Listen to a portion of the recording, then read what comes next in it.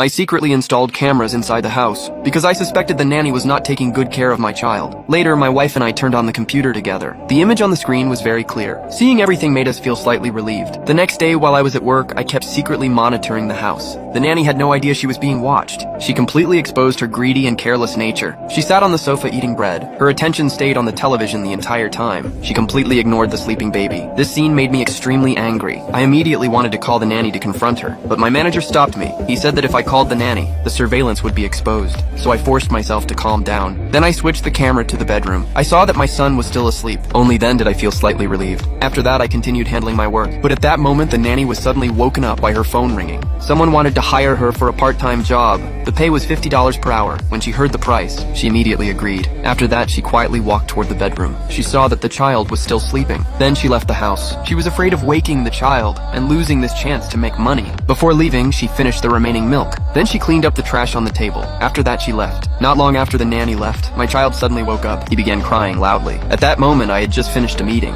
I finally had the chance to check the camera again. On the screen, I saw my son crying desperately in the crib, and the nanny was already gone. I panicked instantly, so I immediately called my wife. After hearing the news, my wife was extremely worried. She immediately called the nanny, but the nanny phone was already turned off. My wife reported the situation to me, so I immediately stood up and prepared to rush home. But on the way, my car was rear-ended. I could not return home immediately. An angry Lisa immediately called her sister, after understanding the situation. Her sister got into a car and headed home. She also asked her daughter to search online for a locksmith. At the same time, she called 911 for help. Not long after, the police and Lisa's sister arrived at the house together. But when they reached the bedroom door, there was no sound inside the room. The sister worried that something had already happened to the child. At that moment, the locksmith also arrived at the scene. After some effort, he finally opened the door. Everyone rushed into the bedroom, but what they saw next shocked everyone present.